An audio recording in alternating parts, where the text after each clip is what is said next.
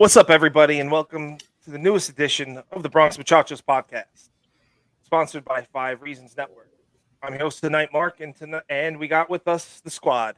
We got David. What's up? Welcome back, everybody. We got Danny. What's good? We got Alex. Hello, everybody. All right, you guys know the joke. Be sure to like, rate, subscribe, review, all that good stuff on Apple Podcasts, Google Podcasts, Spotify, CastBox, and wherever else you get your podcasts from. Also, check out our link tree, which is link.tree/Bronx, the real Bronx Muchachos, for all the special offers from our sponsors, such as Lids, Southwest Airlines, Hilton Hotels, and many more. So, fellas, we finally got everyone's getting what they wanted for months. That's what we're starting off with tonight. Big news. Everyone knows Oswald Peraza is being called up from AAA to the big club with the rosters expanding. So Yeah, buddy. I got my Christmas gift a little bit late, but it's whatever. It finally happened. That's all that matters. As our resident, as the president of the Oswald Peraza fan club, David, take it away. Yeah, I'm really excited by this.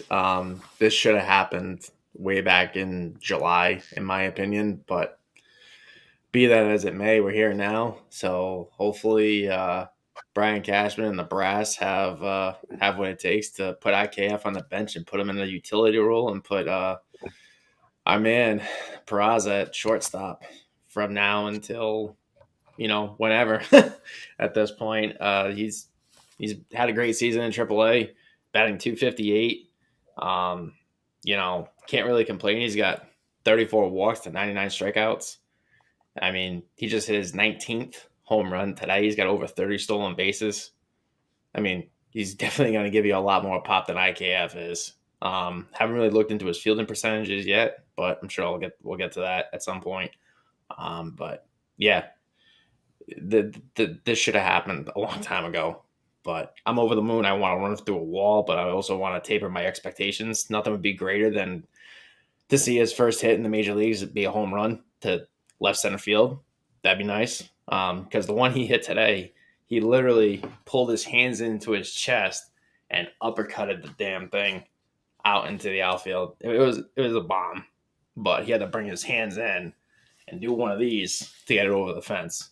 So, well, tonight wasn't it the one to the deepest part? Was it tonight or last night that he had to the deepest part of the field? I think it was tonight. Yeah, it was tonight. So I mean, yep. We could all talk about that. That's legit. If you're taking it to to the deepest part of the field, and that's 4+, that's legit. That's legit power right there. So yeah. Also this season, he's got 16. These stats are all prior to today's game 1 of the 2-game doubleheader they were playing against the Mets AAA team. 16 doubles, 18 home runs, 49 RBIs, 34 walks to 99 strikeouts, 33 for 38 in stolen bases, slashing .258, 329, 440, and 769. So you can see why he's ranked number 3 in the system. So yeah, I'm excited. Let's go. Let's do this. I can't wait to see it happen in the Bronx. Danny, what do you think about this? Well, tonight I was really planning on going on a rant about how inept the Yankees front office was, because our best shortstop was riding down in AAA. But they righted the ship. They made the best move possible by bringing up Peraza. I think it's 2 weeks too late. I think that he should have came up when Cabrera and Florial came up. I think the move should have happened then because he was ready for the big leagues back then 2 weeks ago. But I guess they didn't want to manipulate his time for another 2 weeks. So that's what it comes down to. Whoop-de-doo. So I'm glad he's up. I think it kind of puts him in a tough position because the pressure's going to be on him because he's that September call-up, as opposed to just being a guy that's going to be, ready to help this team 2 weeks ago. But IKF is almost unbearable to watch. Boone's comments yesterday about him being the top 5 to 7 defensive shortstops in baseball Sure, if you look at defensive runs saved and fielding Bible, yeah, he's up there. But if you look at outs above average, if you just the eye test, the 12 errors, that's tied for ninth most amongst shortstops. Outs above average, he's negative. So if you want to look through one lens, sure, IKF is a plus defender, but holistically, come on, man, come on. And We all know what we see. And one other thing to this too, watching that game last night, watching IKF make that error, I was like, this cannot continue. Like this has got to be done. Like, and I don't want to give Yankees Twitter and every Yankees podcast out there credit for putting the pressure on the front office to make this happen, because I guarantee you that it didn't have any effect whatsoever. But I guarantee you someone in that organization started hearing that drum getting louder and louder and louder, and they probably figured we need to do something about this before it's too late. So I just hope he doesn't come up and sit the bench. Dave, if the front office would have cared what we, oh yeah, this would have happened at the beginning of the season. Twitter, anybody that has like a brain cell, they would have done this a long time ago, bro. Like, I'm sorry, like, have I been on the side saying IKF not the worst in the world? Yeah, I have, but I'm also like not blind by the eye test. So like, freaking Peraza is better than he is. Volpe's better than everyone is right now. In my opinion, is better than IKF. Like IKF this August, just like the rest of the team, has been horrible to watch. Okay, and it's like the summer has just made it that it's even worse, harder to look at IKF, because every time there's a ball hit to IKF, I feel like we're going to see some sort of mess up that's going to just piss us off. Like last night's game, when I saw that was a hard play on Donaldson and everything like that, I was like, well, okay. And then what happens after that? Oh, wow. It went to his buddy who got traded with him as well. I'm like, wow, look at that. Back to back, the same people that we're always talking about in one way or another every week. And I'm like, okay. And then Otani, I'm like, hey, look at that. Home run. Saw that coming. It's not like he didn't try a home run earlier that got robbed by Hicks. So it's like we needed this to happen. And if we didn't have this happen now, it's just showing the white flag saying, hey, not ready for the playoffs. Basically what it was. And hopefully this sparks something in their butts, because I don't see anything else going to do it. Well, hopefully this is the end for Marwin Gonzalez. So We'll find it. Probably not, but you one can hope, I guess. Yeah, but with this move, like you said before, Dave, the only thing that matters is that he doesn't sit the bench. That you bring him up because he could still be playing everyday baseball in AAA right now.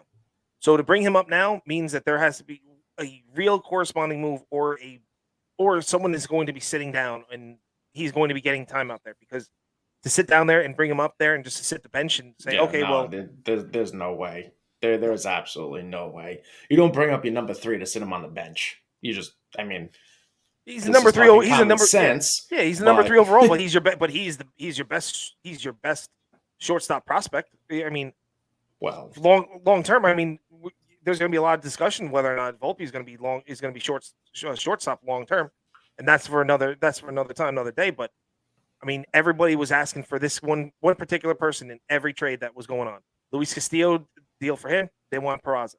They want for Pablo Lopez. Yep, they wanted Peraza. Juan Soto. Yep. Well, he was the guy that everyone wanted. So he's looking. I'm just saying this. Like, I just say this not to be the Debbie Downer, but don't think this is going to be second calling a Derek Jeter or anything yet. Like I said, we don't keep know. Our expectations low to see what happens. We don't know exactly. That's what I'm saying. We can't put the hype back. Oh my gosh, she's the next Derek Jeter. That's what I'm saying. We just got no. I'm not saying that at all. Let him build his own. Let him build it. I'm saying let him build his own character. Let him be his own person. That's what I'm trying to say. Oh, without a doubt. I'm just there's the only correlation you can kind of say is that, what is it, 2 days ago he had the interview where he said that he always looked up to Jeter, and now the Yankees are kind of making that play where you bring him up in September, you can let him sit, maybe even have them sit on the bench the entire time, however long they make it through the playoffs, and then kind of make that play and then go into the next season.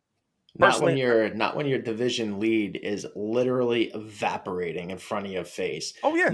Not when you went out to the West Coast and played the worst two teams in the American League and you went 3-4 against them. Not to mention you lost to Matt Aller, who has the highest earned run average out of any starting pitcher in the American League. I think his earned run average before that game was over 9. Like, no. All right, well, let's stay here for a second. Let's stay here. We'll talk about this little West Coast trip, going against Oakland, going against the Angels. Excuse me. Trash. I mean, both of those teams have nothing to play for. They're not even. I don't even think they're trying to play spoilers to anybody. And, well, they're spoiling us. Well, every team is spoiling us right now because we're playing like garbage right now. So, we can. There's many different ways we can go. I mean, we could start with the A's. I mean, that was just horrendous all over the place by the Yankees, and then coming back and then playing the Angels. I mean, listen, everyone's jumping on the Ohtani bandwagon, man. He does not have any type of pressure to play at all. There's no pressure he has out there because that team is never going to go anywhere.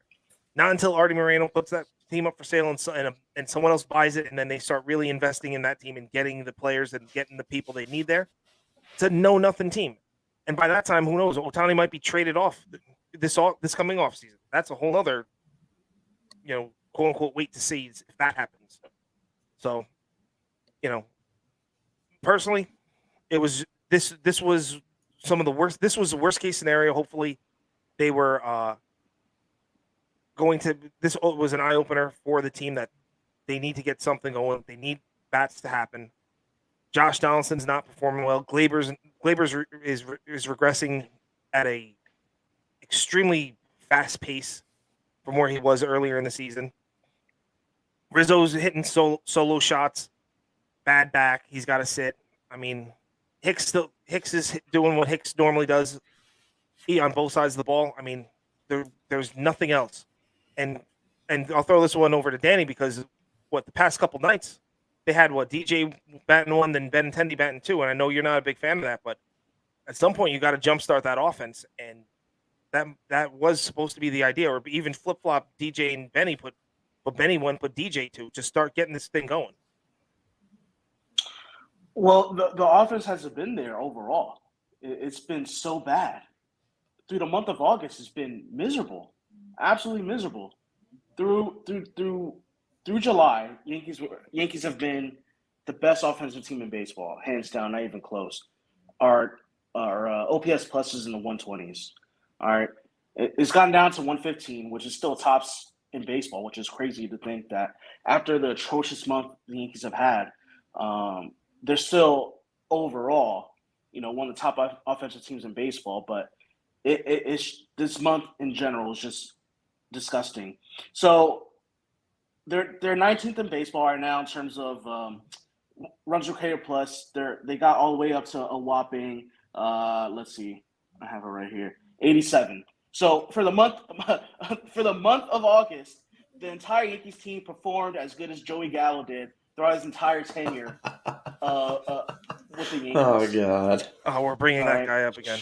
What's this now? 10 weeks he's kept into our episodes. 10 weeks now, I think we're up to talking about Joey Gallo. We should have a Joey Gallo ticker on the screen. How many times we talk about him? But just put it into perspective. All right, 8% walk rate. The K rate was up to 23%. All right, so over the season, Yankees 10% walk rate. So they're walking less. They're striking out more. The K rate was down to 21% over the season. Well, through July. But August was the absolute worst month since 1991. I was 2 years old. I never seen baseball like this. Literally, since I've been born. So 10 and 18, the worst calendar month since 1991. That's crazy. Yeah, that team was pretty bad too. That team was horrible. I was probably still in diapers, and 2 years old when this happened last. So it's crazy to even fathom that the team that was literally the best in baseball is one of the worst. and it's ridiculous. You know what it's felt like? It's absolutely ridiculous. You know what it's felt like? Like that scene from Space Jam when the aliens take like all their talent from them and they put it in the little basketball. Yeah. That's what Leave this the feels water like. bottle. Like just Leave overnight, the like the body snatchers just came and replaced our guys with carbon clone copies that have no talent overnight. Because it's literally what happened. Yeah, well, it seems like Philly Kane is feeling what everyone's saying here. So the way that this is going, we're not going to win the division. I can't believe we're as bad as this in the second half. Cashman needs to be fired. We don't even know if that's even That's a going to solve discussion for anything. another day. Yeah. We don't even know if that's even going to solve anything, man. Like, they can just get some other puppet in there that's going to do everything Hal tells them to do, and that's going to be the end of that. And we're still going to be on the same hamster wheel, unfortunately. But anyway, continue, Danny. The main culprits for this month, Gleyber Torres, 25 games, 103 at bats. All right. Talking bad about your boy? He's done terrible. What's there to protect? There's nothing. Gleyber, he's just there. For Donaldson. Well, Donaldson's done okay this month. For IKF, right? There's only been a couple guys this month that have performed okay. All right. Gleyber, main culprit. Tell us who they are. Number one, the number one guy, I think, because 18 homers, 50 RBIs going, into this month.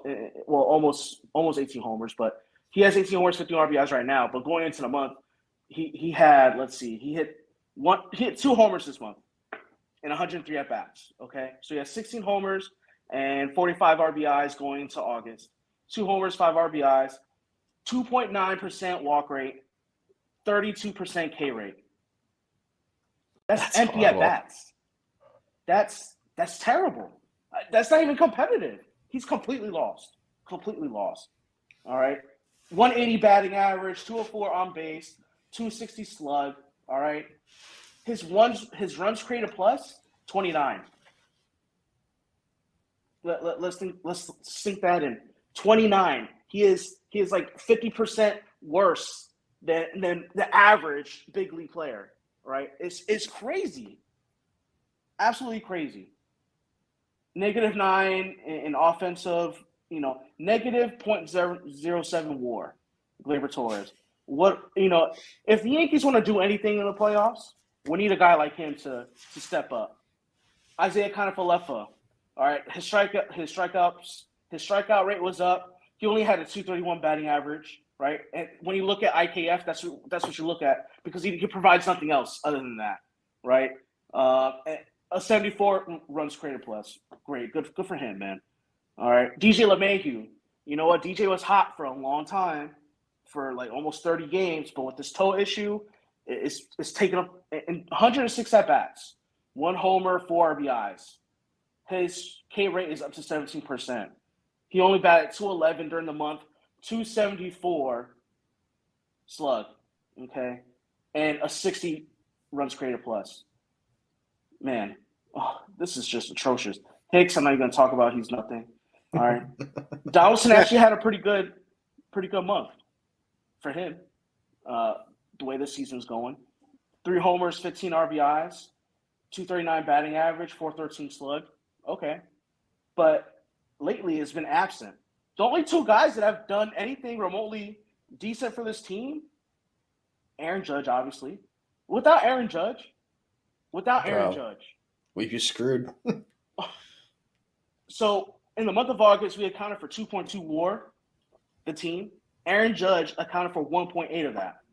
I was just about to say he probably has 2 of it, but yeah. Ridiculous. So that would put us at 0.4, and that would put us at 29th in all of baseball in terms of WAR accumulated in the month of August. It is so bad.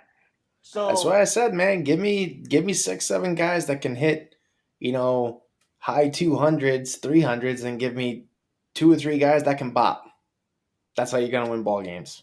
But the thing is, we don't have enough boppers because Giancarlo's not really hitting homers. Rizzo hasn't been hitting homers. You expected Donaldson going into this year to at least give you 20, right? He's got 12 homers. Well, with Giancarlo, I think they did him a disservice with bringing him back after only 2 games at Double-A, and he couldn't even get a hit. I think they should have left him in the minor leagues until he was actually making contact with the baseball. They were just so desperate to get him back in that lineup that I believe they're doing him a disservice. Oh, yeah. I think That his was presence in definitely the what it was. lineup does. No, but I think his presence in the lineup makes a difference. Just having him there. Look at last night in the ninth inning. Hergert, how you pronounce his name. He walked Judge, and then he walked Stanton. And they say, you know what, Donaldson, easy out. Let me throw these slide pieces and curveballs. And Glaber, all right, yeah, he's another easy out. So this Yankees offense, if they want to be where we expect them to be in the postseason, Glaber needs to step up. DJ needs to step up. Benintendi needs to be better. Giancarlo needs to get healthy and get right. And that's 5 guys in our lineup. That's more than half. All right, let me pose this question, everyone. Do you think that it's because of the dog days of summer, or is it just the ebbs and flows, or do you think that this is a byproduct of the fact that the team has gotten old again? It's not a young. Remember, Yankees aren't as young of a team as we once thought they were. They were on the younger side. Now they're back to being an older team. Mm-hmm. I mean, Stanton's over 30, Rizzo's over 30, JD's Well, over 30, DJ's over 30. I think it's been The average age of the team is the average age of the team is 30 years old. Like it's legitimately gone older and older and older since Judge has been there. The look at that Baseball Reference, the lowest it was 2018, and then since then it's been gradually going up. Yeah, DJ's going to be 35 next year. Giancarlo's going to be 34 in November. Judge is 31. Cole's going to be 32 beginning of the season next year. Hicks, if he's still here, is going to be 33. Rizzo will be 34 next? Yep, next 34. year. Rizzo will be 30. Will turn 34 next year. Yep. I mean, Josh will be 39 at season's beginning next year. Trevino will be 31 or something like that. I think too. Trevino. I mean, if we keep Higgy, he's going to be 33. I mean, the numbers are just going up and up and up. Honestly, to your point, Mark, I think it's been the injuries to the pitching staff that has been unsustainable. Because there's been a lot of games where they've hit and the pitching has come in and just given up the game. So, I mean, you got 3 or 4 guys out that require Tommy John surgery or some kind of arm surgery. You got 2 or 3 guys that got shoulder issues with Castro, Ridings, and Efros. So when you start losing pitchers like that, it's gonna add up. Especially losing Mike King. That was the biggest blow. Once that happened, you just saw this tailspin go into a nosedive right away. The lineup really misses Matt Carpenter. Yeah. He just lengthened that lineup. Yeah. I feel so much better with him in that 6 hole behind. Especially with the way he was just mashing everything that he got thrown to him. Man. I mean, he wasn't mashing it beef like at the end, but he was definitely a presence and he was still helping out. So that's for sure. I mean, look at that game. I forget who it was against. I think it was maybe Tampa Bay where he had 2 home runs, 7 RBIs or something stupid. Like, I'm interested to see what Bader does to this lineup. I wonder if that instills some energy because at the bottom of the lineup, he's a contact type of dude. He's really not going to provide too much power, but he's going to get on base for you. He's going to provide bat to ball skills, and he's electric in center field. I just wonder if that plantar fasciitis is going to have a lingering effect throughout the season. Well, look what it did to Greg Bird. Greg Bird never came back from it. God, let's not. And like my question with Bader is, okay, you activate him. Who gets kicked off the roster? Marwin, he's gone. Well, I know, but no, they activated Marwin. I mean, with the expansion, when Bader comes back. But then what are you going to do when Efros comes back? What are you going to do? Like, there are some guys that are coming off these injuries, and I don't want to see Cabrera go back to AAA. I don't want to see Peraza go back to AAA. I think those two are Severino when he comes back. Cortez is coming right around the corner also. Mm-hmm. Schmidt is probably going to get the sent down. That I don't agree with. There's a lot. But if we get an Efros or Severino, Some Well, against when that. if Abreu comes back, you can say sayonara to Abreu. him and Yeah, keep he's- Schmidt. I mean, Yeah. you need a long man in the bullpen. You can't go without a long man. Lucas Licky, that's what he's Well, there for.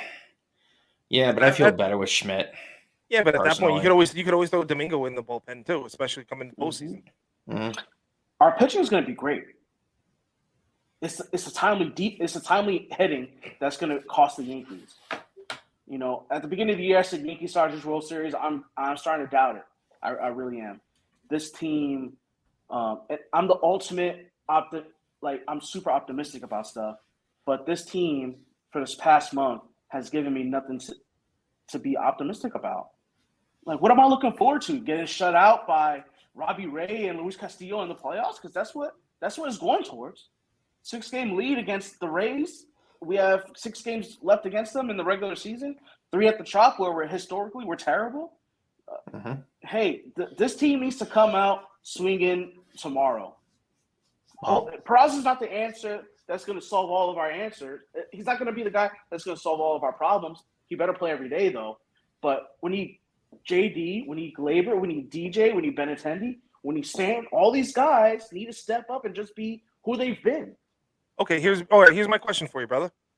If we're all in agreement that you call up Peraza to play every day, who's sitting? Because they already had a rotation.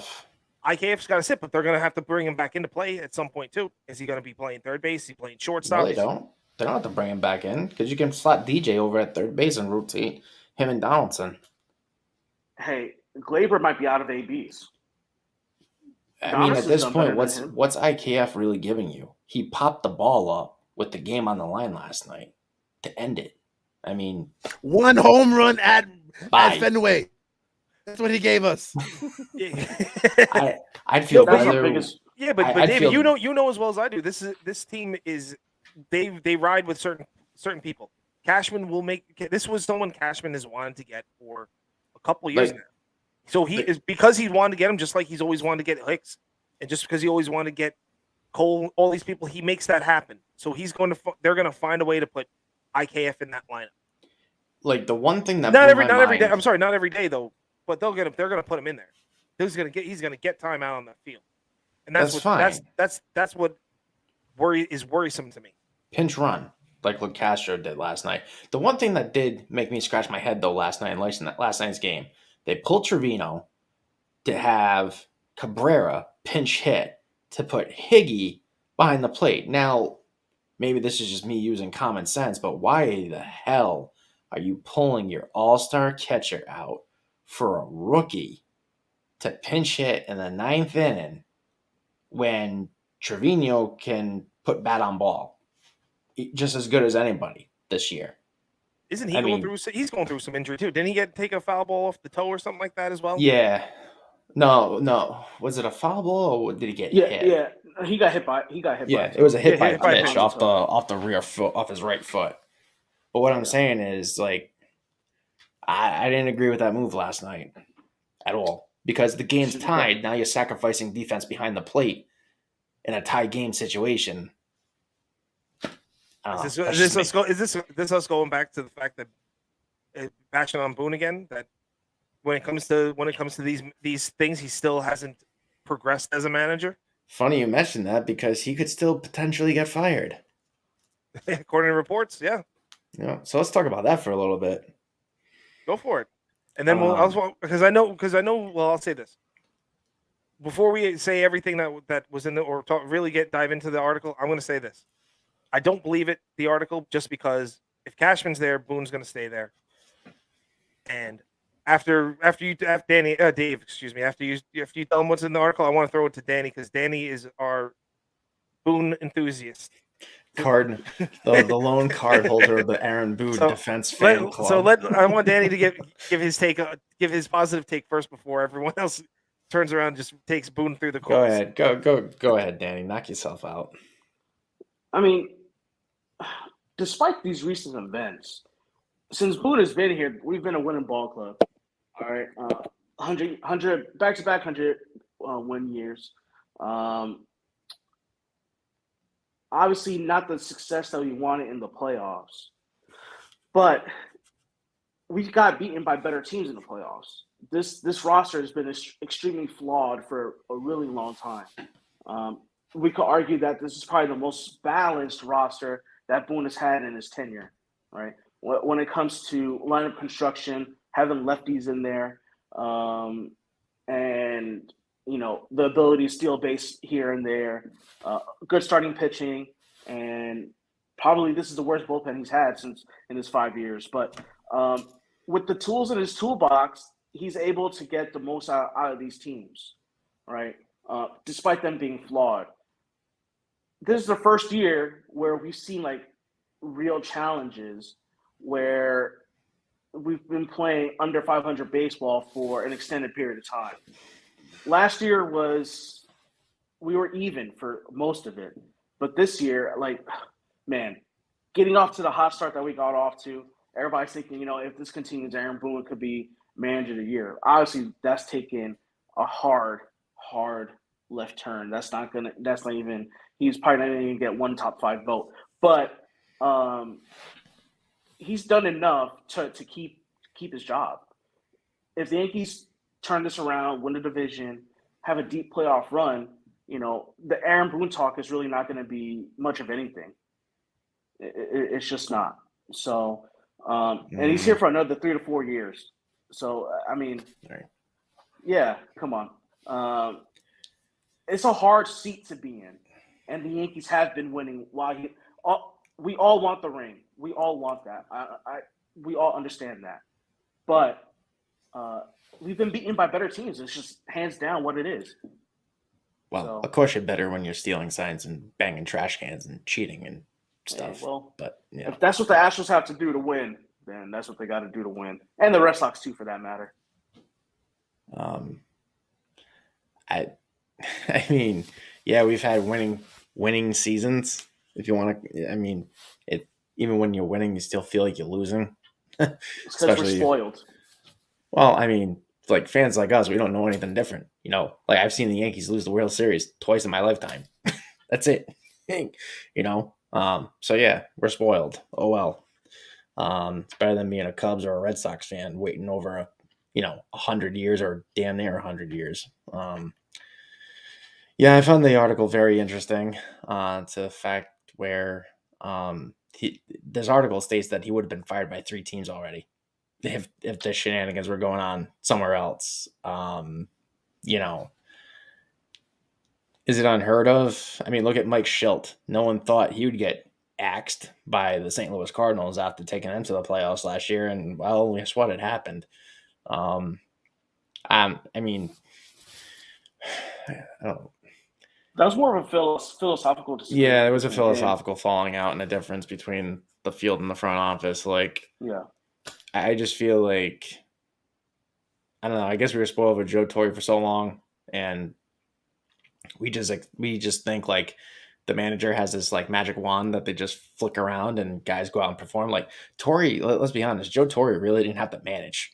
He had a perfect blend of veterans and young guys that just went out and won. I mean, Joe, all he had to do was sit there in the dugout with his fungo in his hand and just look at the floor.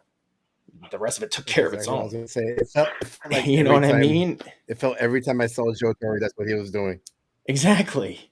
And then you get to Girardi. Girardi really didn't have to do much either until like 2015-ish when things really started going downhill, and then they just dismantled the whole thing in 2016 and pressed on. Do I want to see him get fired? Not necessarily, but someone's got to be accountable. I mean, yeah, the players got to go out there and play, but the manager and the coaching staff also have to push the right buttons and get these guys to perform at the level that they need to perform at in order to go out and win a championship. I think it's a combination of both the decisions Boone sometimes make on the field and the decisions that are being made by the generals and the lieutenants above him in the ivory palace of the front office. I think there's an obvious disconnect. There's an obvious disconnect between what's going on the field and what's going on up in that office. Okay, so who's to say we can't put the blame on what's it called? on her big old boss, Jefe. Come on, let's just be real. Like he's the one who's signing the real checks. You can't I'm not saying fire the owner, but what I'm saying is very simple. It's like he's been around the organization his whole entire life. Let's be real. His daddy taught him that, hey, about winning and everything like that. He knows about it. He has the blood in him to be going out there and doing fire like his dad used to do. Like you got on the other side of you got over in Queens, you got the owner. He's spending all his money and doing what he has to do, and he doesn't care. Making it rain. Well, I'm sorry. He's just making it rain across the river, man. Do what you got to do. Yeah, exactly. And Steinbrenner has to start doing that. That's the thing I'm trying to say. Like he needs to grow a pair, and the only way we're going to get rid of Boone offseason is if we got rid of Cashman. Like that is the only way, but it's not going to happen either way because you're going to have Steinbrenner who's going to look at the numbers and be like, hey, we got the revenue. Revenue was looking good, and we made money. I don't care what happens anymore. And that's the sad thing. He doesn't his dad mentality about we need to win. That's the only thing that we care about. Till that happens, we're looking at corporate Yankees. We're looking at corporate Yankees until we die. And sadly, we might not see a championship before corporate Yankees. We'll see playoffs. I was actually talking to some of our championships.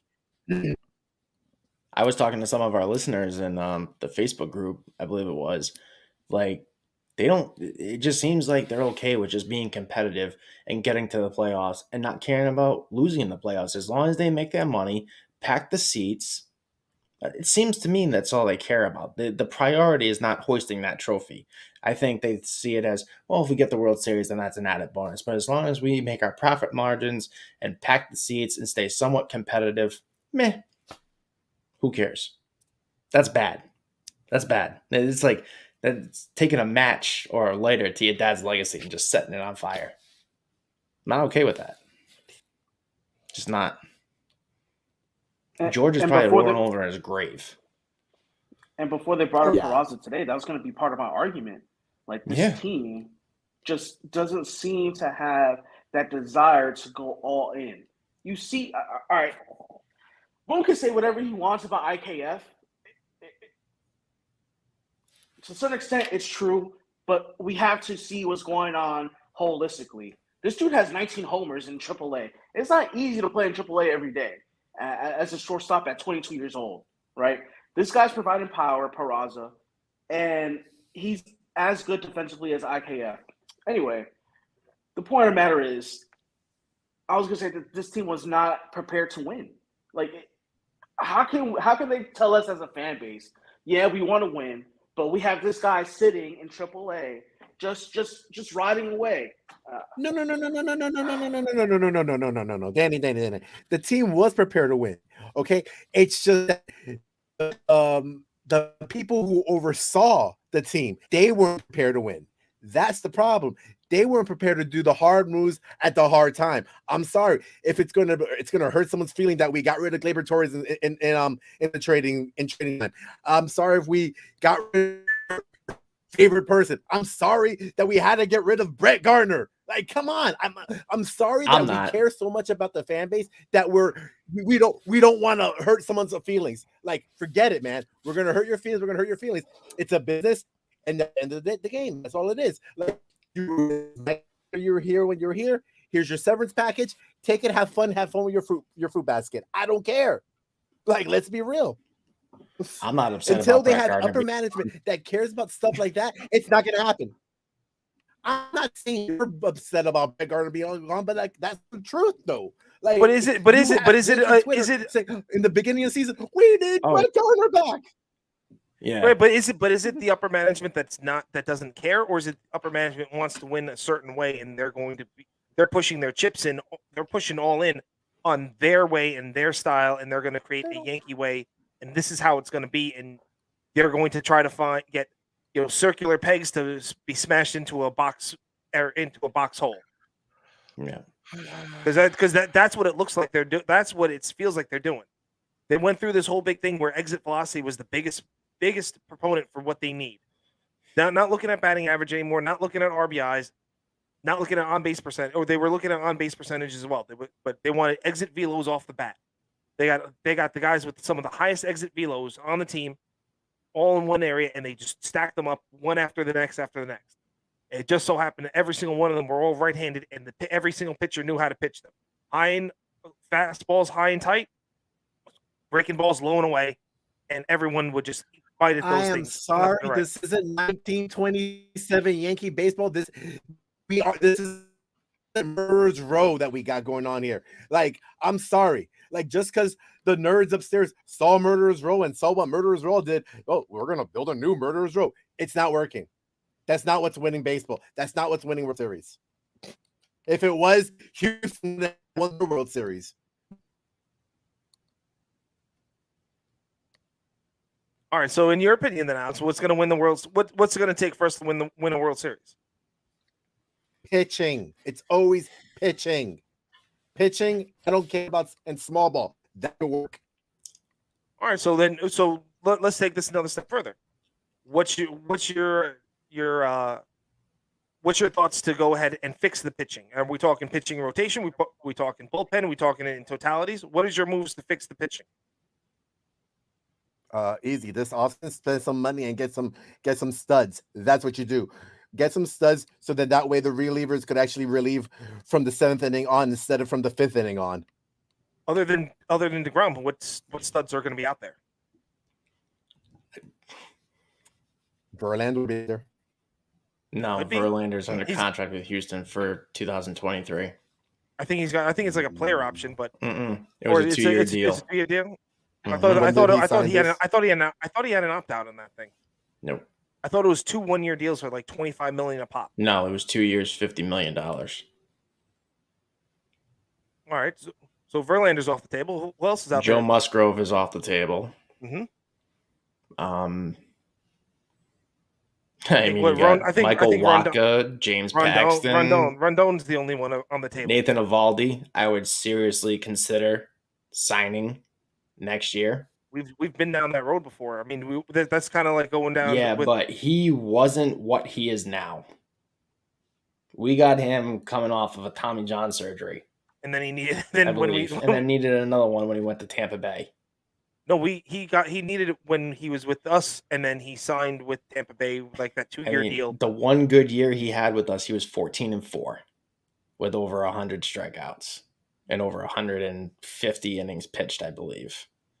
If my memory serves me right. But I would take a look at him, and I'm going to keep beating this drum, even though he's been out of baseball for 2 years, is Rick Porcello. He's still a relatively young dude. Take a flyer on him. What's the worst that could happen? Danny, you're muted. I know. Rick Porcello's never winning any World Series, but our pitching is not the issue. I really don't think it's an issue. If you look at our pitching, besides the recent bumps with the bullpen, our pitching is very solid in comparison with the rest of the league. It's going to be our offense. And let's not even worry about the offseason. The offseason doesn't even matter right now. We got to talk about the 2022 Yankees and who we have on this team, because everything else is just a pie in the sky. So the roster presently constructed, we got to worry about that. Talking about a Rodon or whomever, it really doesn't matter at the end of the day, because they're not going to help us win a World Series this year. And that's the whole goal. But the offense, it just needs to be better. Hands down, period, bottom line. The offense and the pitching needs to show up at the same time together. So that's what really needs to happen. And the bullpen, you can't have one show up and the other not. So our bullpen has been better. Marinacio's found his little niche.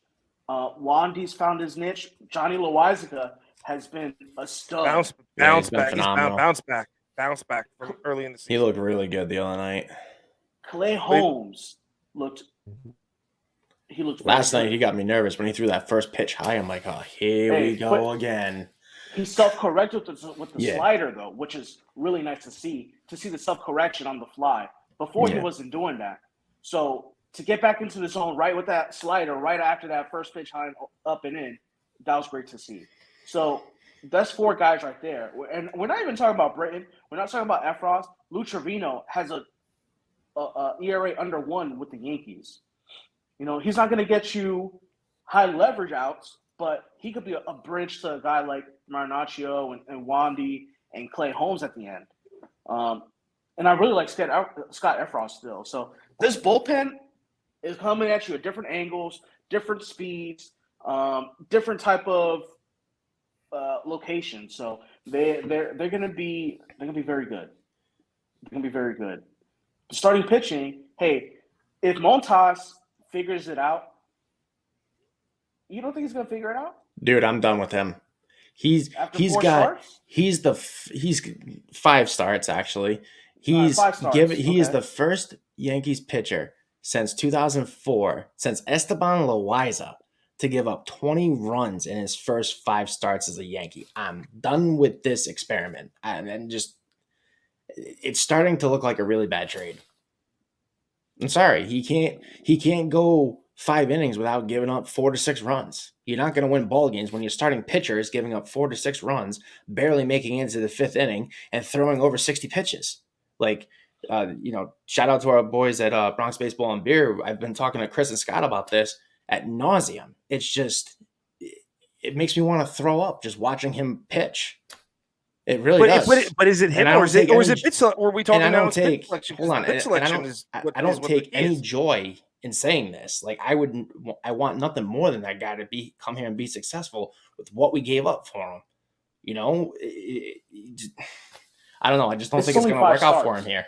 I just don't. I think it's only 5 starts. The mentality is there for Montas. At least what you see in the post game. His mechanics are off though. I think that him coming back from the shoulder, I think he's still projecting it a little bit in terms of what he's doing mechanically. So that's affecting his sinker and his splitter. All right. And Danny, don't forget I think the numbers are there where he was at like 55% fastball rate. It's now jacked up to like 61%, and the splitter's been down. Everything else is the usage of the splitter is one of his better pitches. That's been that usage has been down. So people are just sitting on that fastball now. If you're gonna sit dead red, then you're gonna tee off on a lot of you can tee off, especially if they're in the zone in the happy zone. He's had good starts mixed in with this. He's had 2 good starts and 3 really bad ones. Right. His first one in St. Louis was terrible. Would you? I mean, that's a mulligan on that first one. That one, because that first one's a mulligan. He was out for what, like 10 days, 15 days, or something like that. Yeah, he was on the bereavement list. His dad, I think, died. Father-in-law. Yeah. Yeah, so I mean, he was out for a while. I mean, that was all rust that was just knocking off him right there. Right, but it still counts as a bad start in terms of what he's been doing since he's been with us. So 7.02 ERA that through 5 starts, not good at all. But I still believe that there's some good in him, right? And there's some things he needs to work out mechanically that once he gets it figured out, he's going to be back on track. So he shoved against Boston at Fenway, which is not an easy task, right? And he did well against the Mets, and he put us in a position to win. So I like Montas. I think he's going to figure it out. But the starting pitching overall is going to be very good. Cole has been great over his last 5, right? Giving us 5 quality starts, despite the poor record of 1-4. The Yankees haven't scored any runs for him, which is par for course in August. Nestor, you already know what you're going to get from Nestor. Sevy, when he comes back, might be a wild card, but he's had a really good season, and with his extra rest, he's going to be ready to go for the postseason run. So with those 4 guys, a healthy bullpen, we need the offense to provide that timely hitting. The defense has been great all season. Peraza is going to continue that. Donaldson's been a Gold Glover. He will win the Gold Glove at third base. He's the best third baseman defensively in the American League. And our field defense is still going to be very good. Benny, Bader, and center is going to make everybody else better. Judge and right.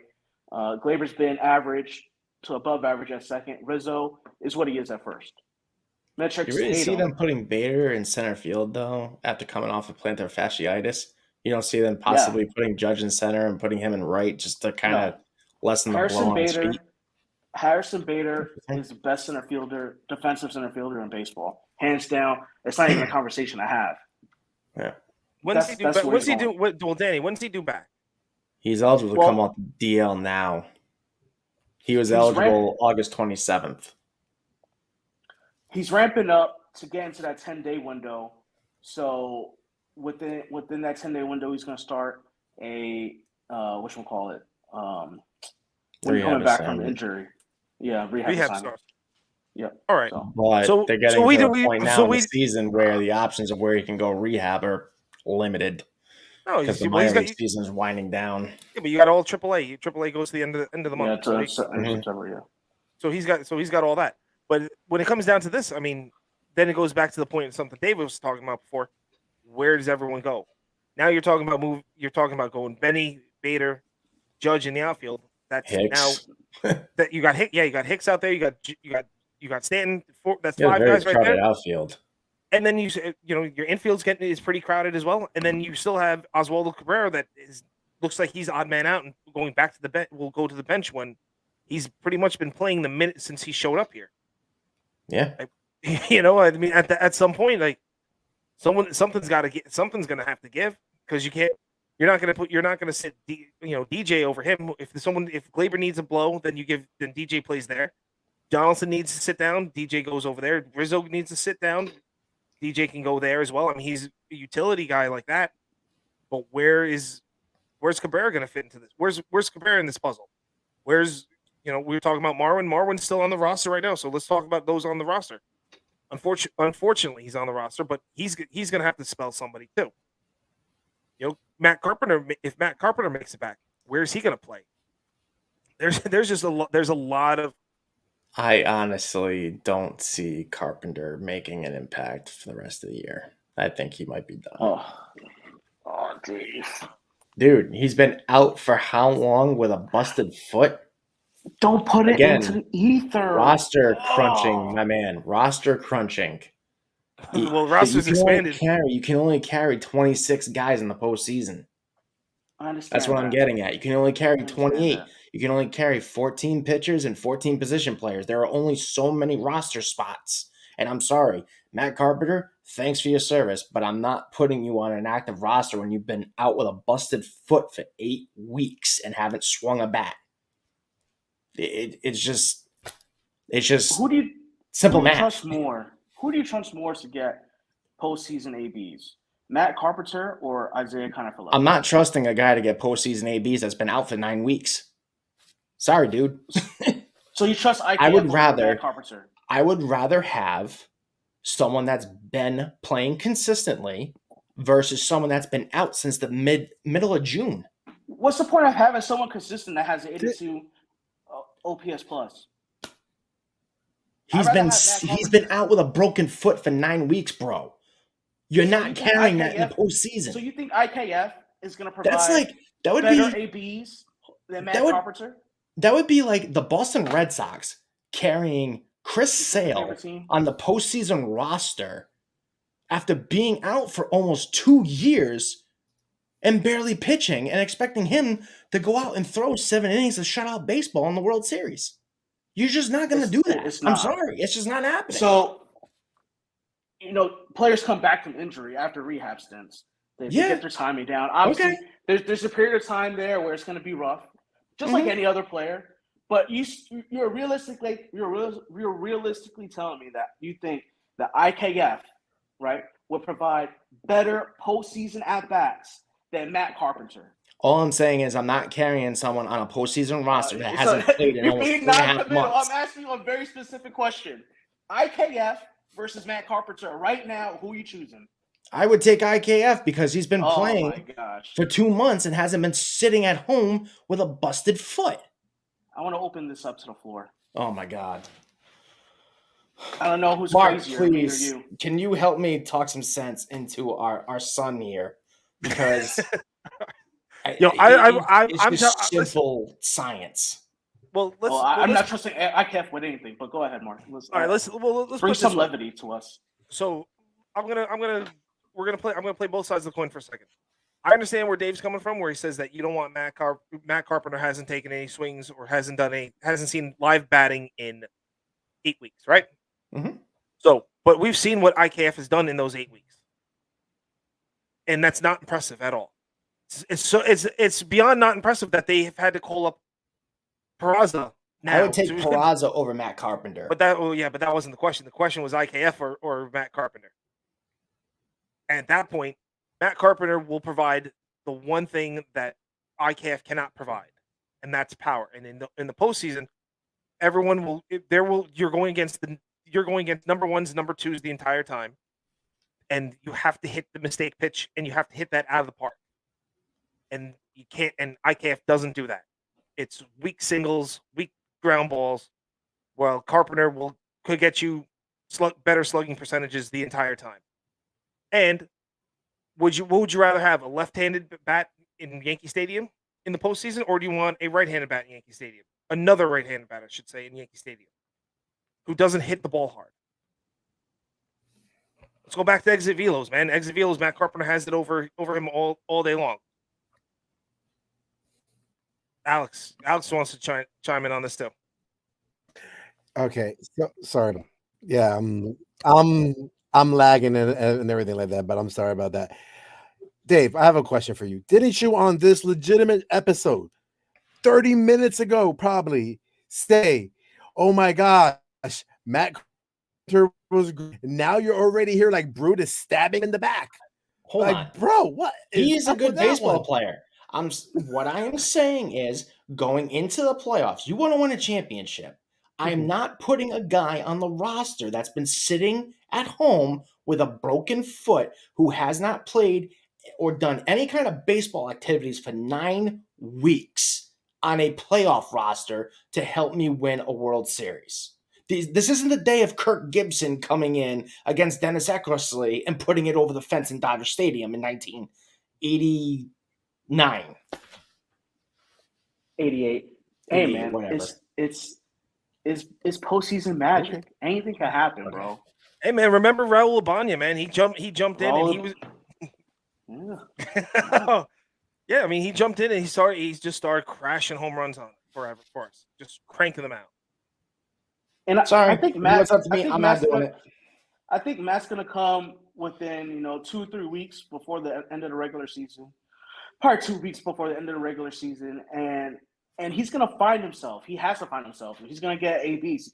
The Yankees are gonna give him the opportunity to find himself because he lengthens that lineup. It's gonna come down to guys like that for the playoff roster, but that's something we'll be talking about a little bit later down the road. But it's a fun conversation to have and something fun to think about now.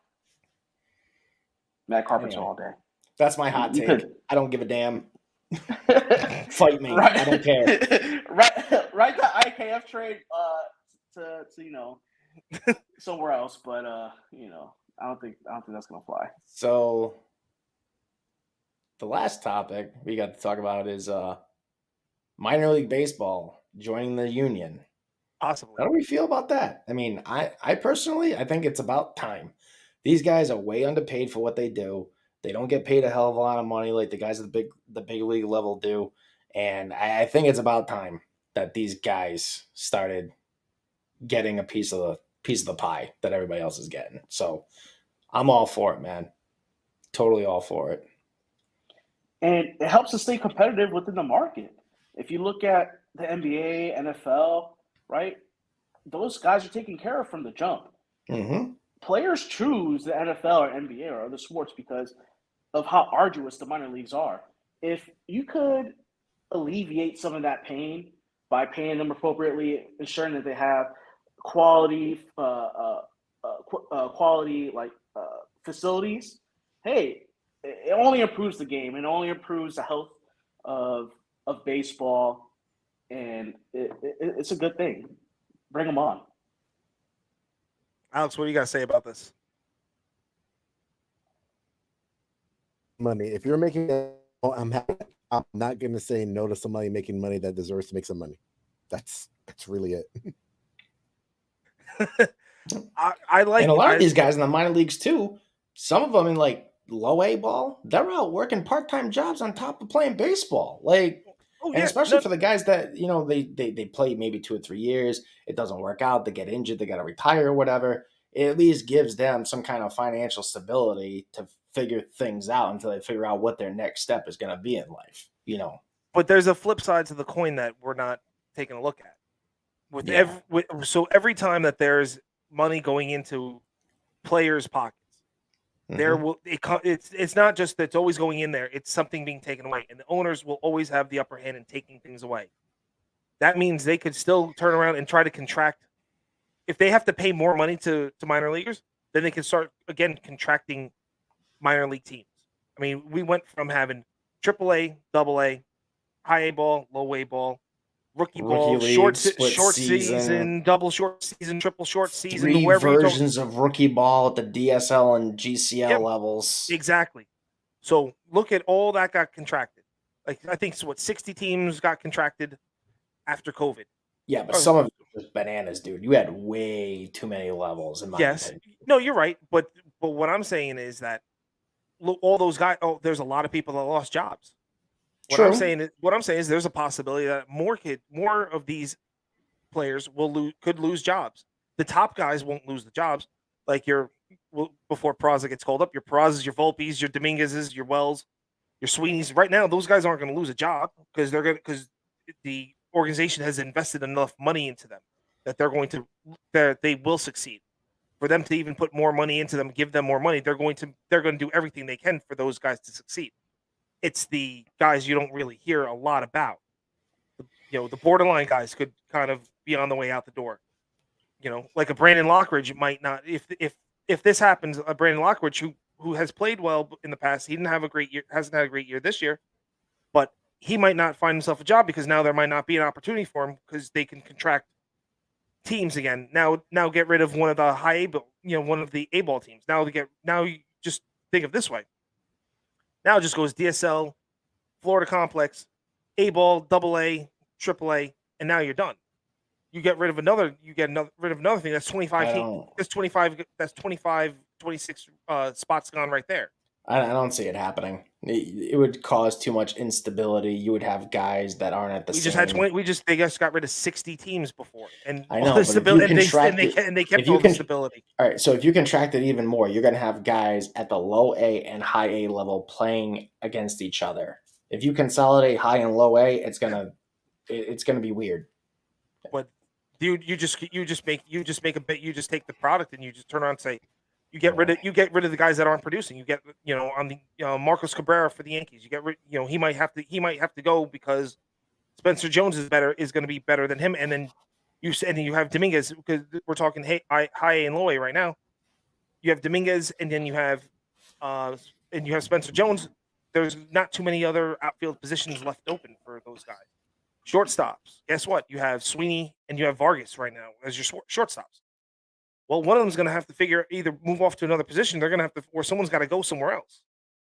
That's what I'm saying. There's, when you have you're going to have redundancies at that point. And it's going to be, and people are going to lose their jobs. That's the way that unfortunately this always works with the owners and players, and that the give and the take.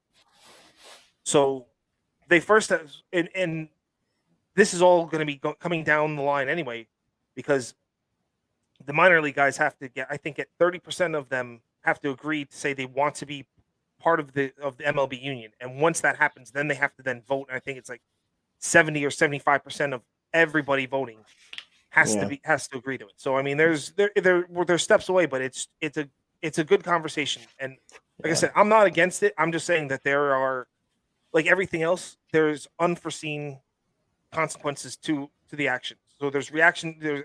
For every action, there's a reaction.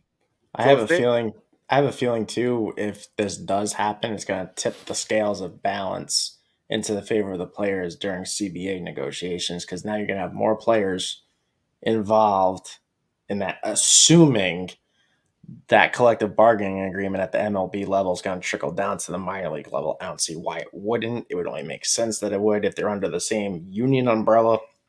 Yeah, but they could do. That's where it could get messy. Well, it could get messy, but I think instead of the union being stronger, it also can make them into bigger fractions, because now we're talking about what are you going to do? You have to have an MLB CBA and then you have to have a minor league CBA, or what if everything's done under one umbrella? Then the owners can just start playing the game that they always have, is just divide and conquer. Okay, well, we're going to give these, we're going to take care of these people and then leave out those people. You know what I'm saying? Like, we're going to take it. Oh, we're going to work, and we're going to make sure. All these younger guys are going to be taken care of, but then the mid-level guys in MLB, they're not going to be taken care of. And that was a big fight in the previous CBA. You know, having you're going down. Yeah, we're going down. This is a huge rabbit hole to go down. Yeah, we could talk about this for the next 2 hours, honestly. Yeah, probably shouldn't. Yeah. Before we go any further, shout out to our buddies over at Bronx Baseball and Beer for tuning in tonight. Thanks for the support as always, fellas. Love you guys. Definitely looking forward to bringing you guys back in the future, sooner rather than later. Always a good time with those dudes. We got one poll I threw up there about the Peraza situation. We got two. Oh, we got two. Okay. Yeah. So I'll go with mine. You go with yours then. Well, I don't know what it is, but I mean, somewhere lost in the sauce. Numbers. Yeah, so it's in there. Yeah. Let's see if I can find it. Hold on.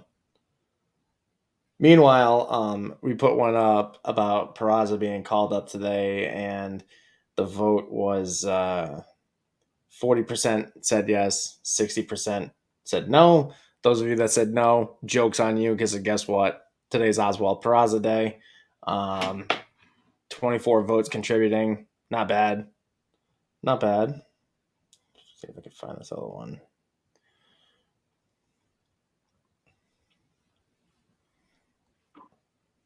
I think mine was something about, are we going to get a hit today? It was like, LOL. What's Oh, yeah, LOL, a hit.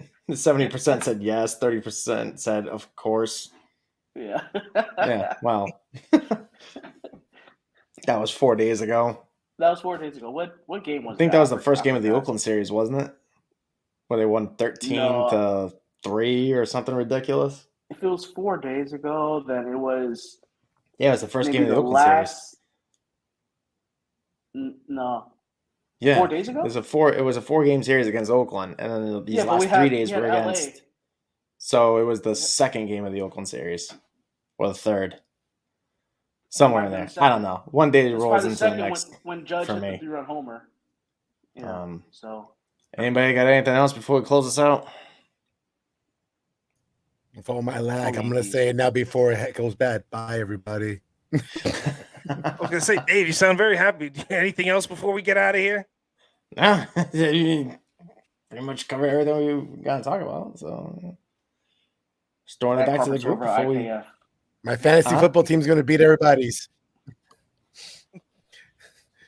My fantasy football is number one. I don't care what anyone says. Oh, God. 'Tis the season. Well, Dave loves IKF over Matt Carpenter.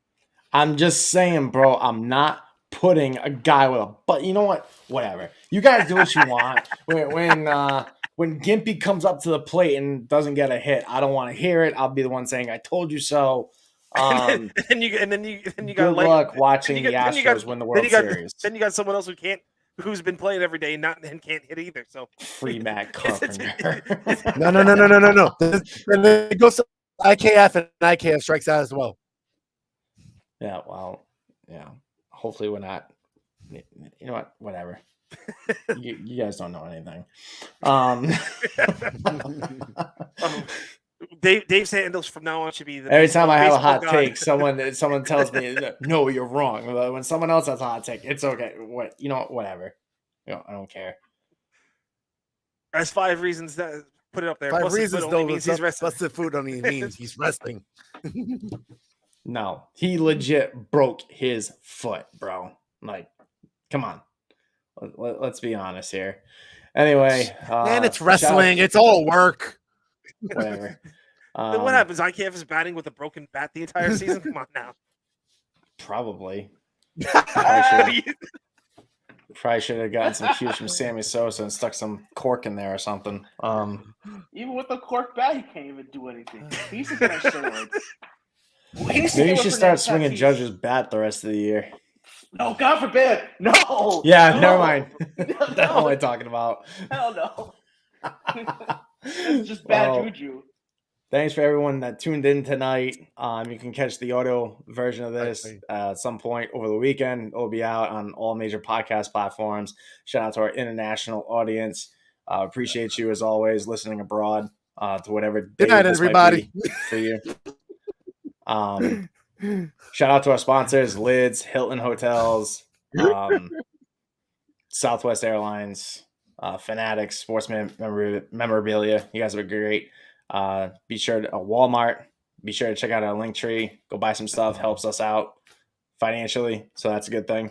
And also the 5 Reasons. Thanks for this partnership. It's been great. It's been going strong. And for myself, Danny, Alex, and Mark, Bronx Muchachos. See you next week, everybody. Pod's out tonight.